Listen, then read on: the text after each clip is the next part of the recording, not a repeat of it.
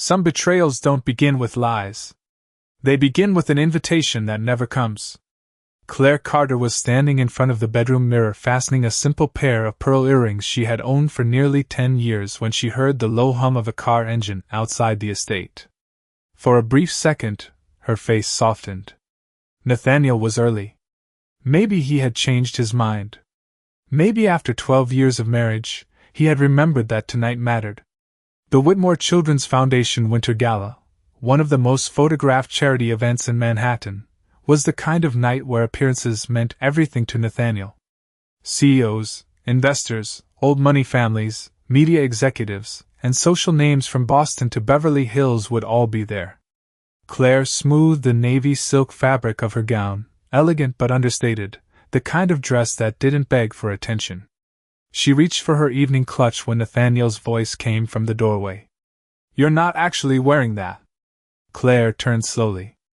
Nathaniel stood in a tailored black tuxedo that probably cost more than most Americans' monthly mortgage payments. His expression wasn't angry. That would have been easier. It was worse. It was disappointment. "I thought we discussed this," he said. Claire held his gaze. "Discussed what?" He gave a short laugh. "Claire, come on." "No," she said quietly. "Tell me." Nathaniel adjusted his cufflinks, avoiding her eyes for half a second. "Tonight is important." Claire's lips pressed together. "I know." Important, he said, as if explaining something to a child. "Press. Investors. People who matter. And?" He exhaled sharply. "And I need everything to look right." The silence that followed felt longer than it was. "I'm your wife," Claire said. Nathaniel finally looked directly at her. "Exactly?" That single word landed harder than shouting ever could. Claire swallowed. "What does that mean?" Nathaniel shook his head. "It means this isn't your scene. My scene. Claire, please don't do this." "Do what?" "Make this emotional." She almost smiled at that. Emotional. As though humiliation was some private hobby she enjoyed. "You told me 2 weeks ago I'd be attending with you. Circumstances changed." Claire's fingers tightened around her clutch. "What circumstances?" Nathaniel glanced toward the window. "I brought someone else." For a second, the room became strangely quiet, as though even the city outside had stopped moving. "Someone else," Claire repeated. Nathaniel's tone became colder, more efficient, like he was discussing logistics instead of marriage. "Vanessa Reed." Claire knew the name. Anyone who glanced at a magazine checkout line knew the name. Vanessa was a fashion model with polished interviews, immaculate red carpet appearances, and a social media following larger than some cable networks. Claire blinked once. "You're taking a model to a charity gala instead of your wife." Nathaniel's jaw tightened. "Don't make it sound ridiculous." "How should I make it sound?" "Professional." Claire stared at him, searching for some flicker of shame. There was none. "She understands these events," he said. "She knows how to talk to people." Claire gave a quiet laugh she didn't quite mean. "I went to law school. And then chose not to use it. That was our decision." "No," Nathaniel said flatly. "That was yours." The words sat between them like broken glass. Claire looked at the framed wedding photo on the dresser. 12 years ago, Nathaniel had looked at her like she was the only person in the room. Tonight he looked at her like a branding problem. "So that's it?" she asked. "You're embarrassed by me?" Nathaniel rubbed his temple. "I didn't say that." "You didn't have to." A phone buzzed downstairs. Nathaniel checked his watch. "Vanessa's here." Claire nodded once, but her expression changed in a way he didn't notice. Not anger, not tears, just stillness. "Then go." Nathaniel hesitated, as though waiting for pleading, for emotion, for something messy enough to justify his decision. Claire gave him none of it. "Claire." "Go," she repeated. He left without another word. A moment later she heard laughter from downstairs. A woman's bright polished laugh. Then the front door closed. Claire stood alone in the bedroom for several seconds. Then she walked to the window. Down below, Nathaniel stepped toward a sleek black town car and offered his arm to Vanessa Reed, whose silver gown caught the Manhattan lights like camera flash. They looked exactly like the kind of couple magazines loved. Claire should have taken off the dress. She should have removed the earrings, washed her face, and gone to bed. Instead, she reached for her phone, made one call, and said just 6 words. "Is the invitation still available for me?" The Whitmore Grand Hotel ballroom glowed like every expensive promise Manhattan knew how to make, all crystal chandeliers, polished marble, and conversations that sounded warm until you listened closely enough to hear the calculations underneath. Nathaniel Carter stepped through the entrance with Vanessa Reed on his arm, and the room responded exactly the way he expected. Heads turned. Smiles widened. Camera flashes popped in short bursts. Vanessa moved with effortless confidence, greeting photographers by name, leaning in just enough for each angle, saying exactly the right thing to exactly the right person. Nathaniel relaxed almost immediately. This was the version of the night he had wanted. Clean. Impressive. Controlled. "Nathaniel, good to see you," said Richard Holloway, a venture capitalist Nathaniel had spent months trying to impress. Richard shook his hand firmly, then smiled at Vanessa. "And this must be Vanessa Reed. My wife follows your work." Vanessa laughed with polished charm. "That is sweet of her." Richard glanced around once. "I thought your wife was attending." Nathaniel barely paused. "Schedule conflict." The lie came easily. Richard nodded, already distracted by someone else important enough to matter more. Nathaniel exhaled. Easy. Very easy. Across the ballroom, a jazz quartet played something soft and expensive sounding while servers carried trays of sparkling water and champagne through clusters of guests in gowns and tuxedos. Vanessa touched Nathaniel's arm lightly. "Relax," she said. "You look like you are presenting earnings." He smiled. "Occupational hazard. You hired me to help your image for one night, remember?" she said. "Try looking like you enjoyed being wealthy." He almost laughed. Almost. Then the entrance shifted. It was subtle at first. A hesitation in the movement near the front. A slight change in conversation patterns. One of the event coordinators moved quickly toward the doorway, posture instantly more attentive. Nathaniel did not look. He was busy speaking with a hedge fund manager from Connecticut about a hospitality acquisition. But within minutes, something else started happening. Guests were glancing past him. Not dramatically. Just enough to notice. Vanessa noticed first. "Is someone famous here?" she asked. Nathaniel turned casually toward the entrance, and felt something unfamiliar move through his chest. Claire. She was standing at the far end of the ballroom, and for a moment he genuinely did not recognize her. The navy gown was gone. In its place was an elegant black evening dress that was still understated, but cut with quiet precision, the kind of tailoring that whispered instead of shouted. Her hair was styled differently, soft and sophisticated. The pearls remained. Somehow that made the transformation more striking, not less. Claire was not trying to compete with anyone in the room. That was exactly why people were looking. Vanessa tilted her head. "That is your wife?" Nathaniel's jaw tightened. "Yes." "She looks..." Vanessa paused. "Different." Nathaniel did not answer.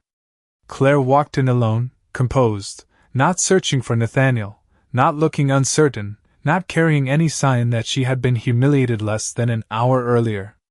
But Manhattan's social rooms had their own kind of cruelty. The first wave came quickly. 2 women near the donor display exchanged glances. One leaned toward the other. Smiles appeared.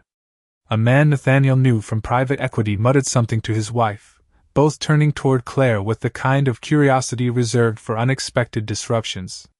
Claire felt it. Nathaniel knew she felt it. But she kept walking. "Should I say hello?" Vanessa asked. Nathaniel looked sharply at her. "No, touchy. Not now." Claire approached the registration desk. Nathaniel could not hear the exchange, but he saw the young attendant smile too brightly, then glance at a list twice, clearly confused. Another staff member stepped in. Claire waited calmly. Seconds later, whatever issue existed was resolved. Her badge was printed. She was admitted. Vanessa folded her arms. Interesting. What? Your wife does not look embarrassed. Nathaniel's tone hardened. What exactly are you implying? Vanessa smiled faintly. Nothing. Just observation. Claire accepted a glass of sparkling water from a passing server and moved deeper into the ballroom. No panic. No confrontation. No tears. Somehow that unsettled Nathaniel more than any emotional scene would have. Then came the smaller humiliations, the kind that rarely looked cruel enough to call out. A socialite Nathaniel knew greeted Claire with a smile that never reached her eyes. Claire. I did not realize you were coming. Another woman looked her up and down and asked, Last-minute change of plans? A man introduced himself to the person beside Claire but not to Claire herself, as though she were decorative furniture. Vanessa watched all of it. This crowd is vicious, she murmured. Nathaniel said nothing. Across the room, Claire stood alone for exactly 30 seconds before an older gentleman paused mid-conversation, looked directly at her, and frowned with recognition, as though trying to place a face he absolutely should have remembered. The older gentleman took 2 slow steps toward Claire, his expression shifting from polite curiosity to unmistakable recognition. He was in his late 60s, silver-haired, impeccably dressed, the kind of man whose name opened doors in Manhattan without needing an introduction. Nathaniel recognized him instantly. Theodore Langston. Chairman Emeritus of Langston Financial Group, donor board member, and one of the few men in the room Nathaniel actively wanted to impress. Theodore studied Claire's face for another second before speaking. Forgive me, he said warmly, but have we met before? The nearby conversation softened, not because people intended to listen, but because social gravity naturally bent toward men like Theodore Langston. Claire offered a calm smile. It has been a long time. Theodore's eyes widened slightly. I knew it. He gave a soft laugh. I told myself I could not possibly be right. Nathaniel was already moving across the room before he realized he had started walking. Vanessa followed at a measured pace, curiosity written plainly across her face. Theodore tilted his head. Boston? Claire nodded once. Yes. Good heavens, Theodore said. That is where I know you from. Nathaniel arrived just in time to hear the last sentence. Mr. Langston, Nathaniel said smoothly, extending his hand. Always a pleasure. Theodore shook it, but only briefly, his attention returning to Claire. Nathaniel, you know your wife has one of those faces people do not forget. Nathaniel forced a smile. Apparently. Theodore laughed, but Claire remained composed. I met your father, Theodore said to Claire. Years ago. At a legal symposium, if memory serves. Nathaniel's expression changed almost imperceptibly. Your father? He asked. Claire glanced at him. A long time ago. Vanessa, standing just behind Nathaniel, lifted an eyebrow. Claire studied law? Theodore looked surprised. Studied? She was exceptional. Claire's face remained unreadable. Nathaniel gave a small dismissive laugh. That was another life. Theodore frowned slightly at the tone. A wasted loss, if that is true. Nathaniel shifted the conversation quickly. Mr. Langston, I would love to discuss the hospitality fund proposal sometime this week. But Theodore was not finished with Claire. And your father, he continued. Arthur Bennett, if I remember correctly. Claire gave the smallest nod. You remember correctly. Nathaniel looked at Claire sharply. Bennett. The name meant something, though he could not immediately place why. Theodore smiled fondly. Remarkable man. Claire's voice softened. He was. A silence passed, brief but weighted. Vanessa stepped closer. I feel like I walked into the middle of a story. Theodore smiled politely at her. Perhaps. Then his attention returned to Claire. "What are you doing these days?" Before Claire could answer, a sharply dressed woman in her 50s approached, interrupting with bright practiced enthusiasm. "Theodore, the auction coordinator needs your approval." Theodore nodded but hesitated. "Claire, I hope we speak later." "Of course." He walked away, still glancing back once as though trying to solve an unfinished puzzle. Vanessa waited until he was out of earshot. "Interesting evening," she murmured. Nathaniel kept his voice low. "What was that about?" Claire took a sip of sparkling water. "An old acquaintance." "You never mentioned Theodore Langston." "You never asked?" Vanessa almost smiled at that. Nathaniel lowered his voice further. "Arthur Bennett?" Claire met his gaze evenly. "My father." Nathaniel stared. "Why have I never heard that name?" "You probably have." "Do not do that." "Do what?" "This mysterious routine." Claire tilted her head slightly. "Nathaniel, you made it clear I was not part of tonight. Why the sudden interest?" Vanessa looked between them, saying nothing. Nathaniel's jaw tightened. "I am trying to understand why Theodore Langston knows my wife." "Then perhaps ask with respect." The sentence landed harder than Claire's quiet tone suggested. Before Nathaniel could respond, another interruption arrived. A younger couple approached Vanessa, eager and smiling, asking for a photo. Vanessa handled it effortlessly, stepping aside with them. Nathaniel leaned closer to Claire. "If you are trying to make some kind of point tonight, I am standing at a charity gala," Claire said calmly. "You are the one making this dramatic. You showed up uninvited." Claire almost smiled. "Clearly not." Nathaniel looked toward the registration desk as though it might somehow explain itself. Then from across the ballroom, he noticed two board members speaking while glancing repeatedly toward Claire. One even checked a printed event program. Something about that unsettled him more than Theodore's recognition had. Claire saw his expression. "You look nervous." "I am not nervous." "Then stop watching me." Vanessa returned, slipping effortlessly back into place beside Nathaniel. "Well," she said lightly, "your wife is much more interesting than I expected." Nathaniel did not answer. Across the ballroom, the master of ceremonies stepped onto the stage, microphone in hand, while event staff began encouraging guests toward their tables.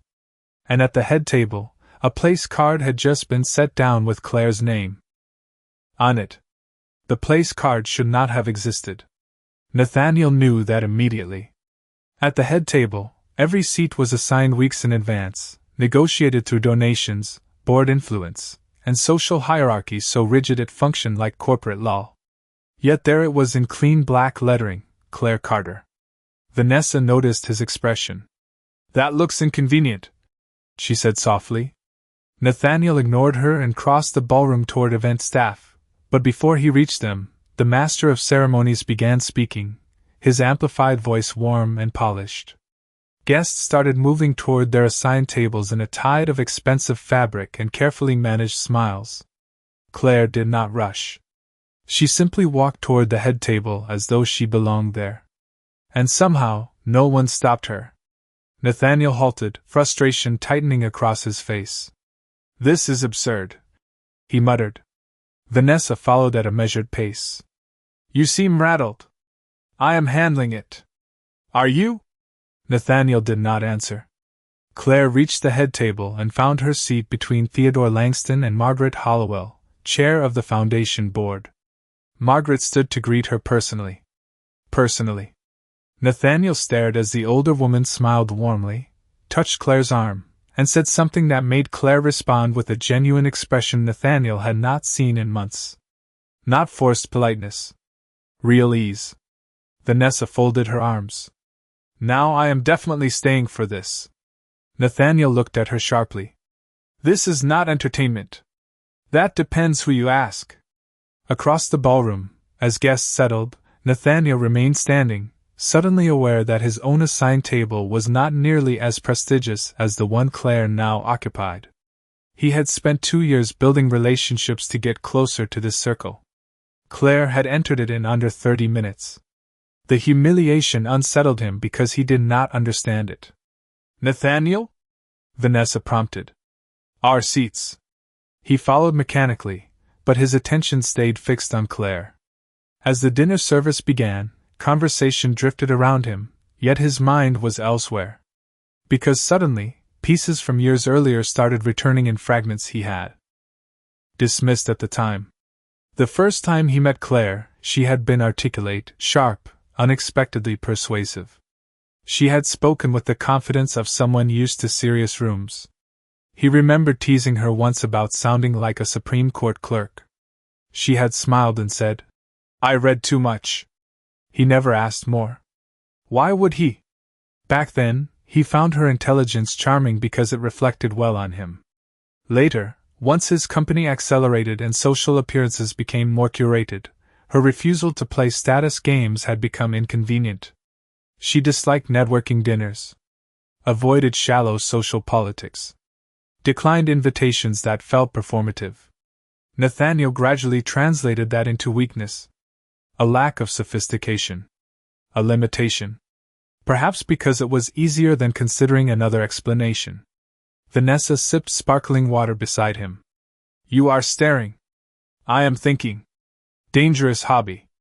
Nathaniel ignored the comment. On stage, the foundation president welcomed guests, speaking about scholarship initiatives and donor outreach, but Nathaniel only half listened. Across the room, Claire was engaged in conversation with Theodore and Margaret, contributing calmly, occasionally smiling, entirely unbothered by the room that had judged her an hour earlier. "Tell me honestly," Vanessa said quietly. "Did you know any of this?" Nathaniel kept his eyes forward. "No, that surprises me." "Why?" "Because she is your wife." He turned to her then, irritation rising. "You are here as a guest. Do not overstep." Vanessa raised both hands slightly. "Relax." But the question remained. Because why had he not known? The answer surfaced in uncomfortable honesty. He had stopped asking Claire meaningful questions years ago. Somewhere between quarterly earnings, acquisitions, media dinners, and image management, she had become background. Familiar. Predictable. Useful in domestic ways, invisible in strategic ones. And Claire, for reasons he had never bothered to examine, had allowed that version of herself to exist. The first course was cleared. The foundation president introduced several board members. Applause moved politely around the room. Then the speaker transitioned. "Tonight," he said, "we also recognize individuals whose private support has quietly changed lives." Nathaniel's attention sharpened. The screen behind the stage shifted to images of scholarship recipients, classrooms, youth mentorship programs. "Some donors seek recognition," the speaker continued. "Others believe impact matters more than applause." Theodore leaned toward Claire and said something Nathaniel could not hear. Claire gave a restrained smile. Nathaniel felt a strange pressure in his chest. "No," he murmured without realizing he had spoken aloud. Vanessa glanced at him. "What?" He did not answer. On stage, the speaker continued. "One such supporter has specifically avoided public acknowledgement for years." A soft ripple of interest moved through the ballroom. "But tonight, with permission finally granted, we are honored to recognize her extraordinary commitment." Nathaniel stared at the stage. Then at Claire. Then back again. And when the speaker smiled and lifted the envelope in his hand, Nathaniel understood, with growing dread, that the evening was about to become something very different. The ballroom grew quieter in the strange way expensive rooms do when everyone senses something important is about to happen.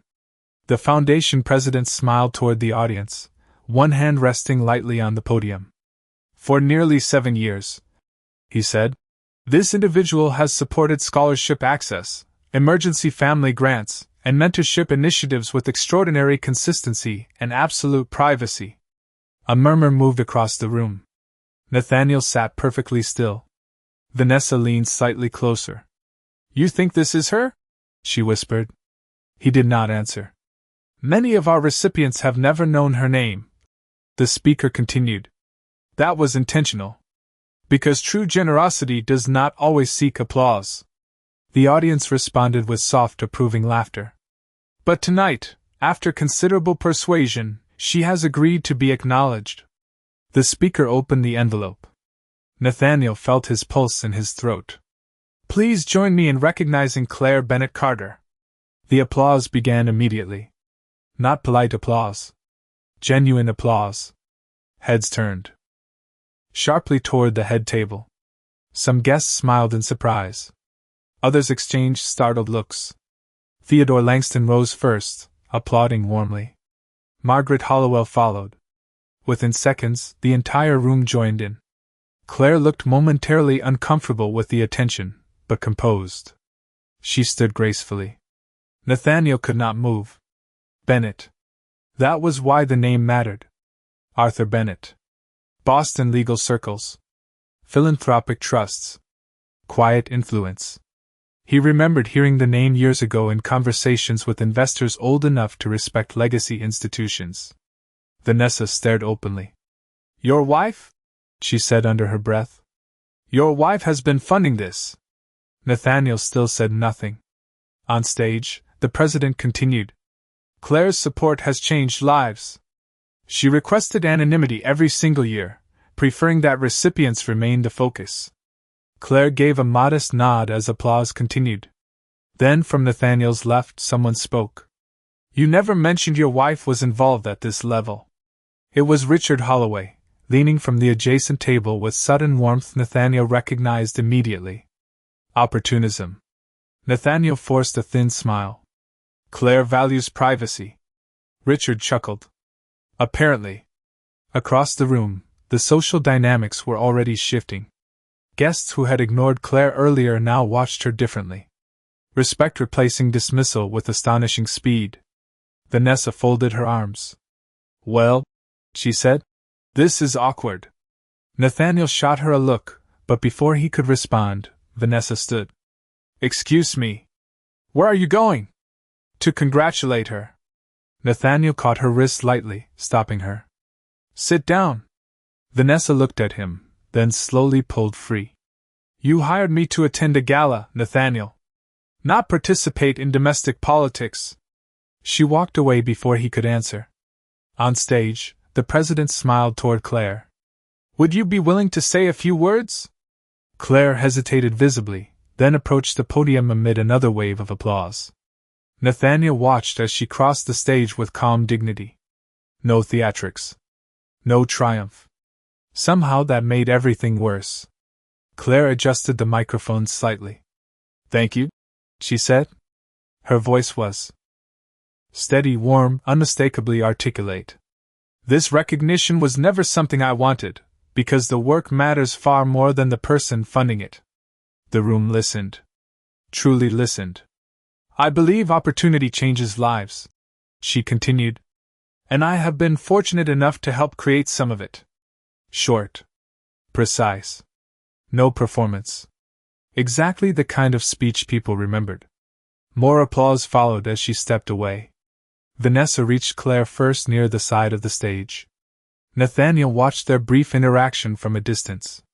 Vanessa smiled, said something, and Claire responded politely. No visible hostility. Nathaniel hated that. Because it made Vanessa look gracious and him look absent. Then Vanessa returned, expression thoughtful. She is nicer than I expected. Nathaniel's voice sharpened. What did you say to her? Congratulations. That is all? What exactly are you afraid of? Nathaniel looked away. Before he could answer, a woman from one of the donor families approached their table with exaggerated warmth. Nathaniel, she said brightly, you never told us Claire was behind all this. He offered a practiced smile. Claire prefers discretion. Clearly. Her gaze shifted toward Claire with newfound admiration. Remarkable woman. As she walked away, Vanessa gave him a long look. Did you know? Nathaniel's silence answered for him. That bad? Vanessa said quietly. Worse. Across the ballroom, guests were now approaching Claire one after another. Conversations opened. Introductions happened. Invitations were likely being imagined in real time. Nathaniel understood this ecosystem well. Status flowed toward perceived value. And tonight, Claire's value had just become visible. Yet something still did not fit.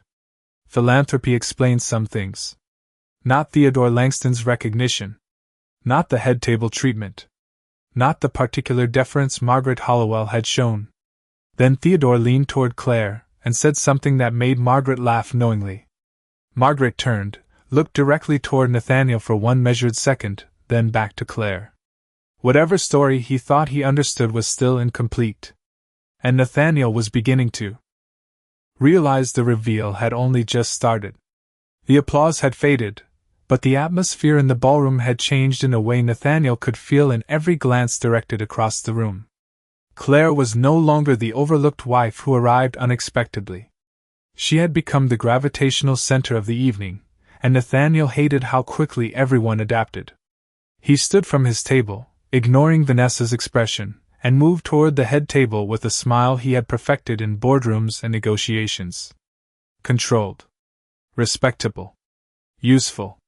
But before he reached Claire, Margaret Hollowell intercepted him with the polished efficiency of someone accustomed to managing powerful men. "Nathaniel," she said pleasantly. "Quite an evening." "Margaret," he replied. "I had no idea Claire was involved at this level." Margaret's smile shifted, almost amused. "No," she said. "I am beginning to understand that." Nathaniel kept his tone light. "I would love to congratulate my wife. Of course." But she did not move immediately. Instead, Theodore Langston stepped beside her, adjusting his jacket. "Nathaniel," Theodore said warmly, though something in his tone had changed. "You married remarkably well." Nathaniel forced a laugh. "Apparently there are things Claire forgot to mention." Theodore's expression sharpened just enough to be noticeable. "Or perhaps things you never thought to ask." The sentence landed cleanly. Nathaniel held his smile, but only just. "I think there has been some misunderstanding." Theodore tilted his head. "Has there?" Before Nathaniel could respond, Claire turned and saw him standing there. Her expression did not harden. That somehow felt worse. It was simply calm. "Nathaniel." "Claire," he said, stepping closer. "That was an impressive surprise." "Was it?" "You know what I mean." "Do I?" Margaret and Theodore exchanged a brief look before tactfully stepping aside, though not far enough to stop observing. Nathaniel lowered his voice. "Why did you never tell me?" Claire looked at him for a moment, then asked quietly. "Tell you what?" "About the foundation. About Theodore. About your father." Claire's expression remained steady. "Nathaniel, when exactly would you have liked that conversation?" He frowned. "What does that mean? Between earnings calls? During one of the dinners where you spent 90 minutes discussing acquisitions with men who never learned my name?" He inhaled slowly. "This is not the time." "No," she agreed. "Apparently tonight was not my time either." The words sat between them. Nathaniel shifted strategy. Softer tone. Regret adjacent. "Claire, I think we should talk privately." Before she could answer, Margaret returned with another guest, introducing Claire to the president of a university board. Nathaniel was politely displaced. Again. Vanessa appeared at his side moments later. That looked painful. "Not now. You should probably hear this." He looked at her impatiently. "What?" Vanessa nodded toward two older donors nearby, deep in conversation. "They are talking about Claire." Nathaniel listened despite himself. "Arthur Bennett's daughter," one man said quietly. "I thought she left Boston years ago." The other nodded. "She did. Brilliant legal mind, from what I heard. Turned down a partnership track before 30. Nathaniel's face changed. Vanessa noticed immediately. "You did not know that either." He did not answer. "Nathaniel," she said more quietly, "who exactly did you think you married?" Before he could respond, the master of ceremonies returned to the microphone. "Ladies and gentlemen, one final acknowledgement this evening. The room settled again. In addition to Claire Carter's philanthropic leadership, many of you may not realize her strategic guidance was instrumental in restructuring 3 scholarship endowments after the market downturn. Nathaniel stared at the stage. Her legal and financial expertise saved programs we believed we might lose. A fresh wave of admiration moved through the audience. And on a personal note, the speaker added, smiling toward Claire, "Our board is grateful she finally agreed to formally join us this year." Applause rose again. Vanessa let out a slow breath. "That," she said, "is not hobby philanthropy." Nathaniel's mouth went dry. Claire was not simply a private donor. She was a strategic player. A respected one. Theodore stepped to the microphone unexpectedly, drawing another hush. "Some people inherit influence," he said. "Others earn it. Claire has done both with uncommon grace." Laughter and applause followed warmly. Her father would be proud. Nathaniel looked at Claire, but now he was seeing a version of her he had somehow never allowed himself to recognize. Not because she had hidden it. Because he had reduced her until only the parts convenient to him remained visible. Vanessa touched his sleeve lightly. "I think," she said, "you made a catastrophic miscalculation." Then Richard Holloway approached Nathaniel with a smile too eager to be sincere. "Nathaniel," he said, "you really should have introduced us properly to your wife much sooner." Richard Holloway's smile was the kind that changed depending on who held power in the room, and tonight it had clearly recalibrated. "You really should have introduced us properly," he repeated, his tone now carrying the warmth he had denied Claire earlier. Nathaniel managed a controlled expression. "Claire values privacy." Richard chuckled as if they were sharing an inside joke. "Of course she does." Then he stepped around Nathaniel entirely and headed straight toward Claire. Nathaniel watched in stunned silence as one person after another followed the same pattern. Men who had barely acknowledged Claire now approached with eager handshakes. Women who had offered thin smiles earlier suddenly became gracious, curious, engaged. Invitations began appearing in polished language. Lunch requests. Board dinners. Charity committees. University events.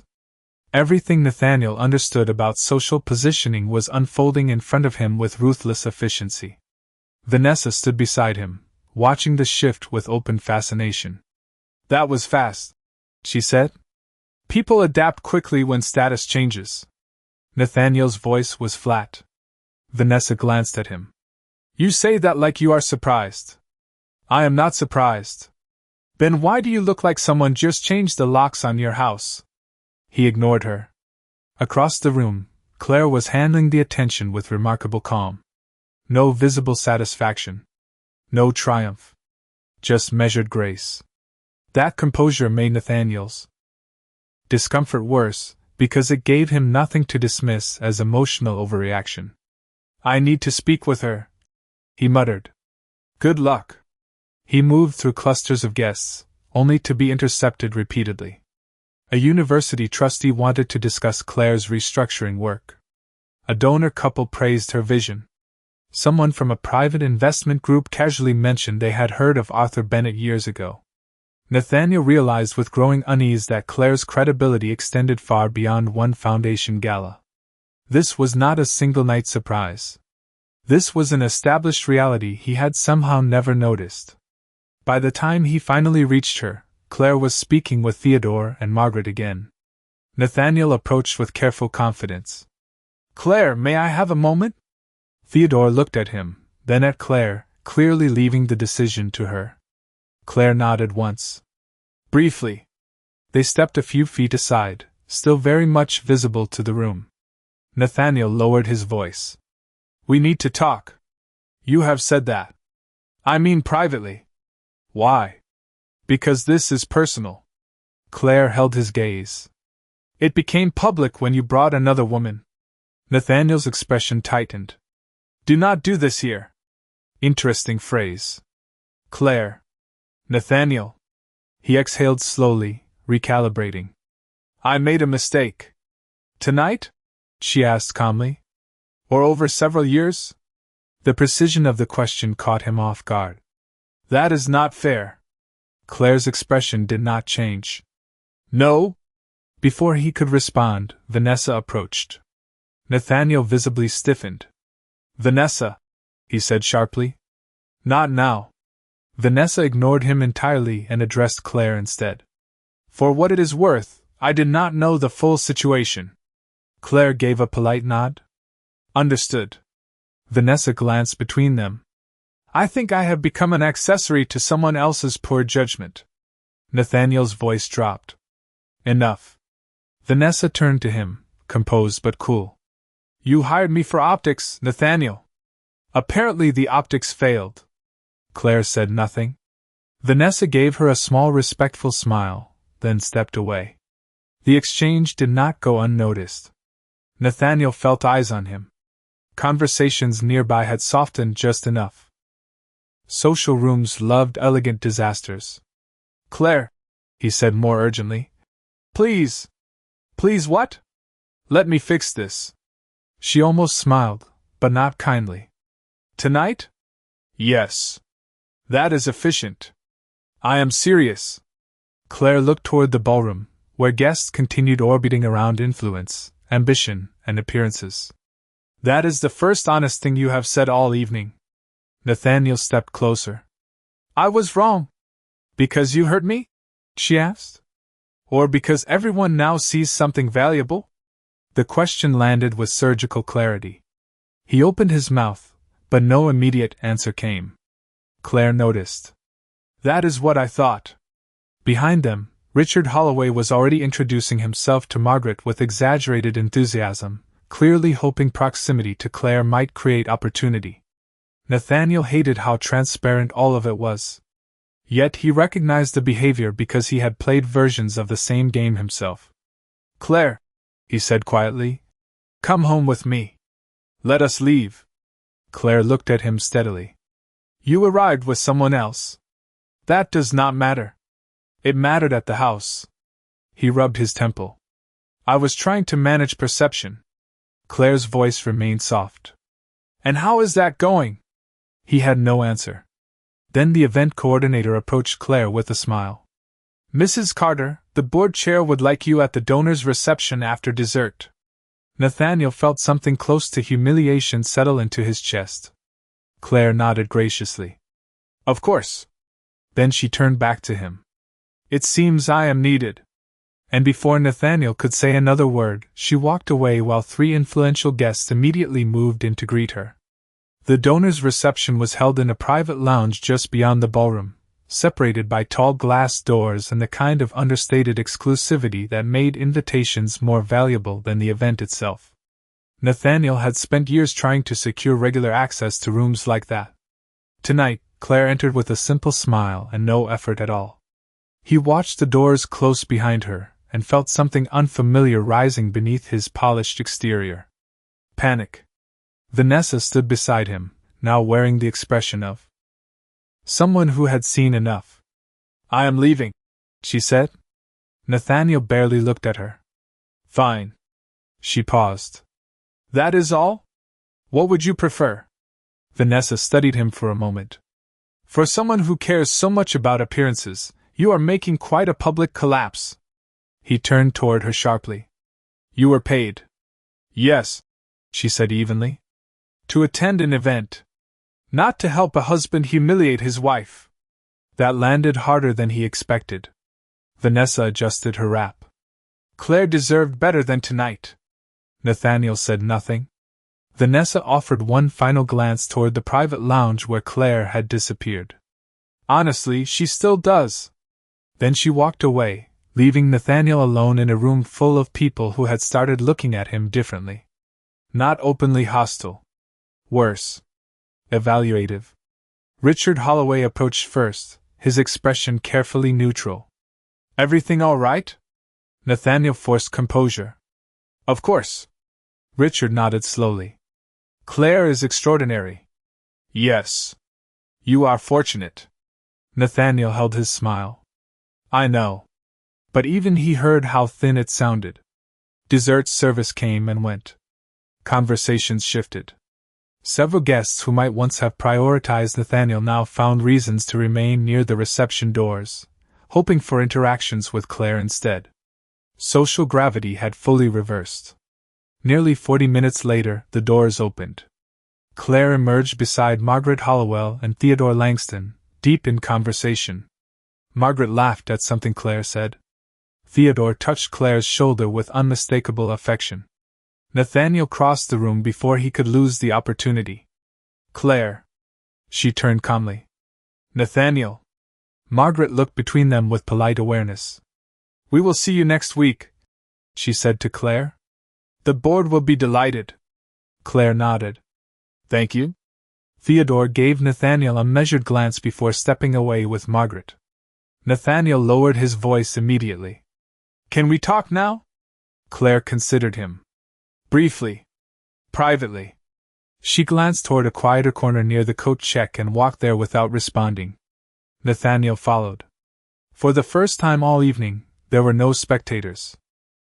Close enough to overhear comfortably, though visibility remained. Claire, he began. I handled tonight badly. That is one way to phrase it. I am serious. So am I. He exhaled. I made assumptions. Yes. I should have listened more. Yes. I should have treated you differently. Claire's expression remained unreadable. Differently because of what you learned tonight. He rubbed his forehead. Can we not do this like a deposition? That almost earned the smallest reaction from her. Interesting choice of comparison. He took a breath. I was wrong about you. Claire looked directly at him. No. You were wrong about what you thought mattered. The distinction landed cleanly. Nathaniel's voice softened. Please come home with me. Why? Because we are married. Claire held his gaze for several quiet seconds. That mattered very little at 7 o'clock. That is unfair. No, she said. It is accurate. He stepped closer. I can fix this. This? She repeated. Or us? He hesitated. She noticed. Again. Nathaniel, she said quietly, do you know what was most painful about tonight? He opened his mouth, then stopped. Not Vanessa, Claire continued. Not the guests. Not the whispers. Her voice remained steady, but something in it had changed. Not anger. Clarity. It was realizing how easy it was for you to believe I diminished your image. He looked away. I did not mean you did. Silence. And perhaps worse, she continued, you believed I would accept it. Nathaniel's expression tightened. I said I was sorry. You are embarrassed.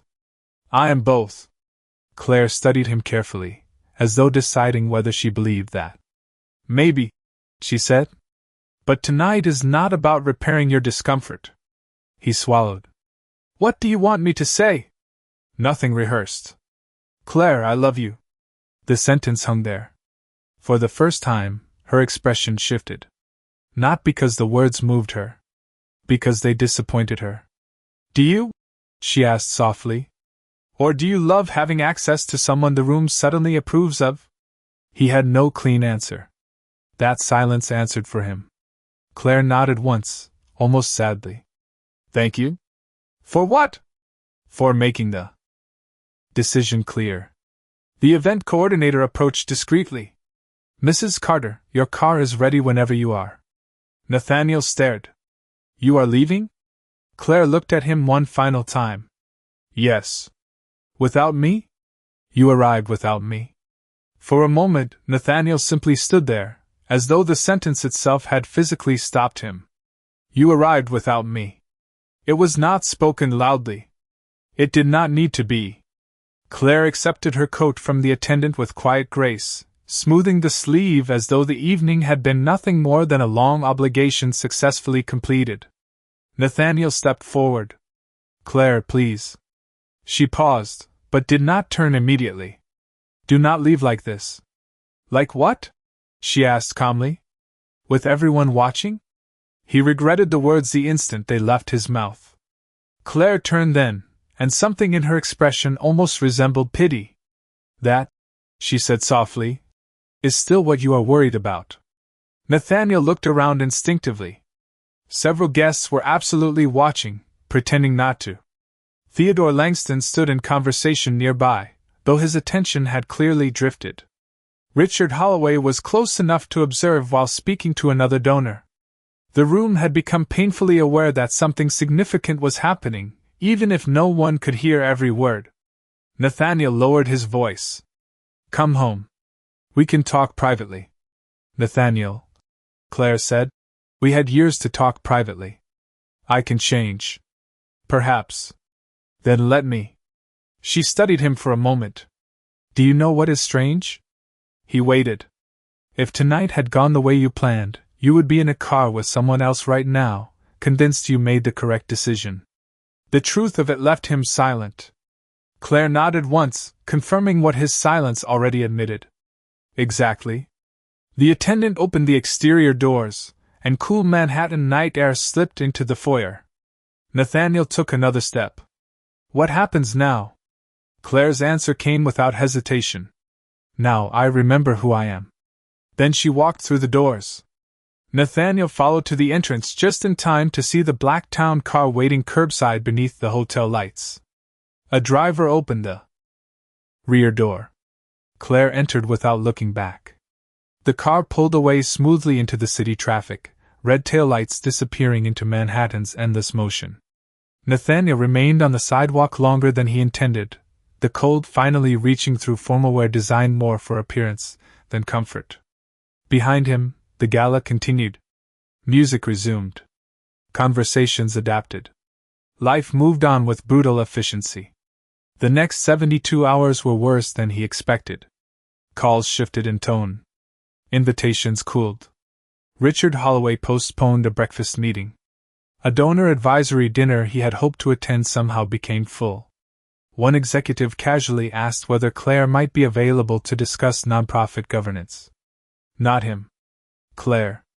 Margaret Hollowell sent a polite message thanking Nathaniel for supporting Claire's work. A sentence so diplomatically sharp it was almost art. Vanessa's agency returned part of his payment with a note stating scheduling adjustments had ended the engagement early. Even that carried humiliation.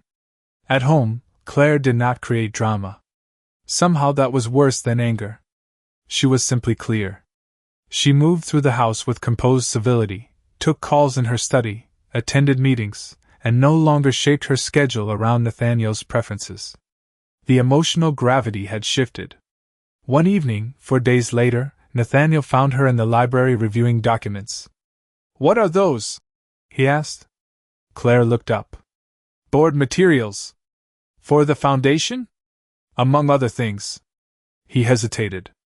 Are you leaving? Claire considered the question. I think, she said carefully, I already left long before the gala. I just had not admitted it. Nathaniel sat across from her, suddenly looking less like the polished executive from the gala and more like a man confronting himself without distractions. I was awful to you. Yes. Why did you stay? The question hung in the room. Claire closed the folder in front of her. Because I believed marriage meant working through seasons when people lost themselves.